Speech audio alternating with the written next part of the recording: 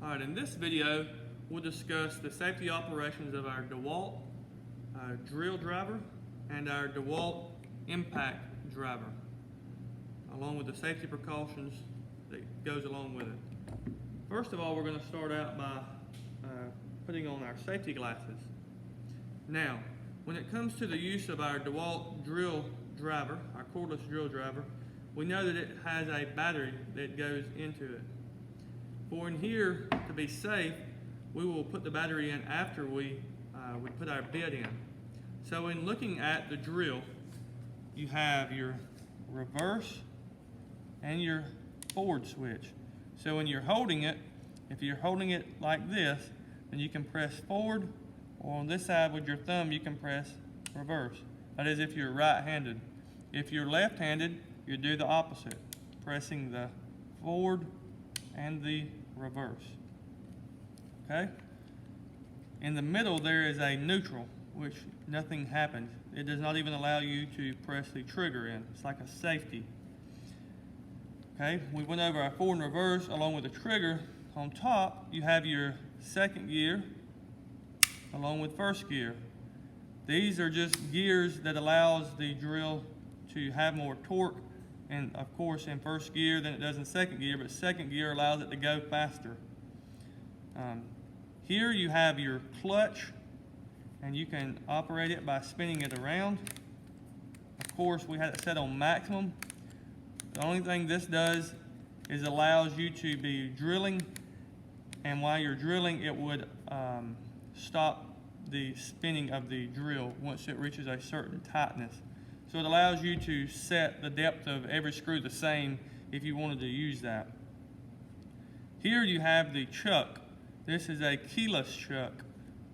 You can operate this by turning it in and out.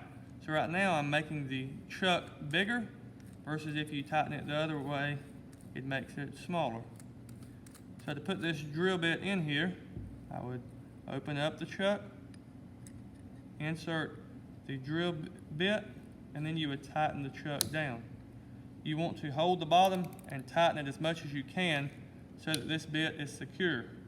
Now, if you was doing this with the battery in and it in forward and you accidentally pull the trigger, these bits are very sharp and they could get your fingers.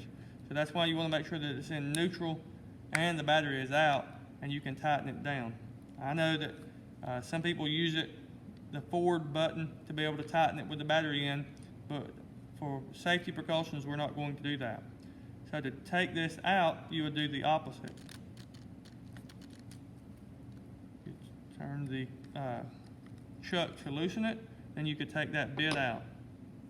Putting the battery in, you want to make sure that it clicks so that it is in. Then you can pull the trigger.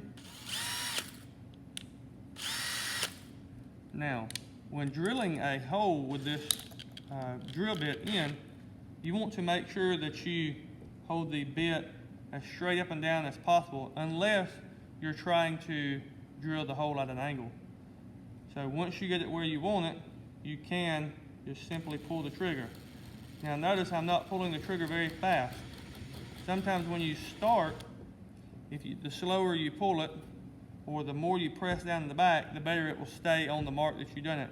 There's some times that you'll see that you can go to start it and it'll walk all around, especially if it's on metal versus on wood. So that covers our drill driver with how to insert a bit, how to insert the battery, forward and reverse, first and second gear, along with our clutch. Now on our DeWalt impact driver, we will use that same battery. You can insert it. It also has the forward and reverse along with the trigger. I'm going to put it in the neutral setting. And then to put a bit in it, it does not have a chuck like the other one.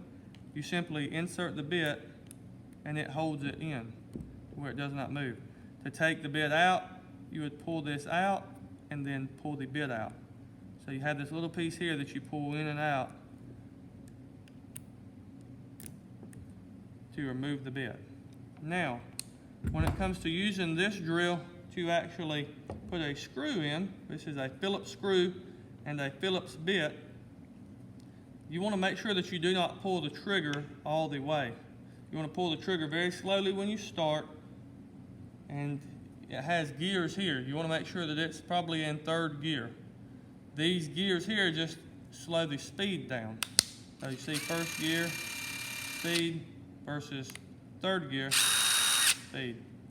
Now you should not pull that trigger in all the way and for any instance when you're putting something together.